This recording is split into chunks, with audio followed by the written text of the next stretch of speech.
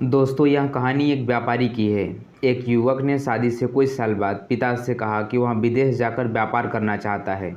पिता ने उसे मंजूरी दे दी। युवक अपने माँ बाप और गर्भवती पत्नी को छोड़कर व्यापार करने के विदेश चला गया। उसने विदेश में कड़ी मेहनत की और धन कमाया और वहाँ बहुत अमीर सेठ बन गया। लगभग 15 वर्ष धन कमाने में बीत गए तो उसे घर वापस लौटने की इच्छा हुई। पत्नी को पत्र लिखकर उसे आने की सूचना दी और वह जहाज़ में बैठ गया। अब वह सेठ कुछ दिनों बाद अपने नगर पहुंचा। नगर में एक चौराहे पर उसने देखा कि एक व्यक्ति एक बोर्ड के साथ खड़ा था। उस बोर्ड पर उसने लिख रखा था कि बेशकीमती ज्ञान के सूत्र। सेठ ने उस व्यक्ति के पास जाकर पता किया तो उसने बताया कि मैं बेशकीमती ज्ञान के सूत्र बेच रहा हूँ। तो सेठ बोला, ठीक है, एक सूत्र मुझे भी दे दो। वह आदमी बोला, मेरे हर ज्ञान सूत्र की कीमत 100 स्वर्ण मुद्राएं हैं। सेठ को यह सौदा महंगा तो लगा, लेकिन उसने एक ज्ञान सूत्र खरीद लिया। उस व्यक्ति ने सेठ को ज्ञान का सूत्र दिया और कोई भी कार्य करने से पहले 2 मिनट रुक कर सोच लेना। सेठ ने वह अपनी ज्ञान सूत्र डायरी में लिख लिया। सेठ को अपने घर पहुंचते पहुंचते रात हो गई। सेठ ने सोचा कि इतने सालों बाद लौटा हूं तो मैं क्यों ना सीधे पत्नी के पास पहुंचकर उसे सरप्राइज दूं।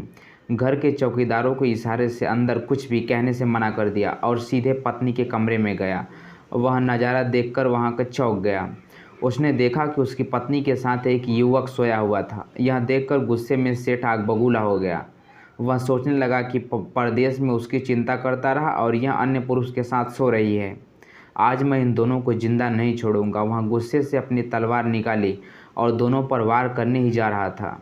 इतने में 100 स्वर्ण मुद्राओं के बदले जो ज्ञान का सूत्र खरीदा गया था उसकी याद आ गई उसे। कुछ भी कार्य करने से पहले 2 मिनट सोच लो। और वह 2 मिनट सोचने के लिए रुका। उसने तलवार वापस पीछे हटाई, लेकिन वो किसी बर्तन से जाकर टकरा गई। बर्तन के गिरने की आवाज़ से पत्नी की नींद खुल गई। आँख खोलते ही उसने अपने सामने अपने पति को देखा तो वह बहुत खुश हो गई और बोली, आपके बिना मेरा जीवन सूना सूना है। इंतजार में इतने वर्ष कैसे निकले यह मैं ही जानती हूँ। पत्नी ने इतना बोलकर पास सोए हुए युवक को उठाते हुए बोली, बेटा उठ जा, तेरे पिताजी आए हैं। युवक उठकर जैसे ही पिता को प्रणाम करने के लिए झुका तो माथे की पगड़ी सेठ के पैरों से गिर गई। उससे लंबे लंबे बाल बिखर गए।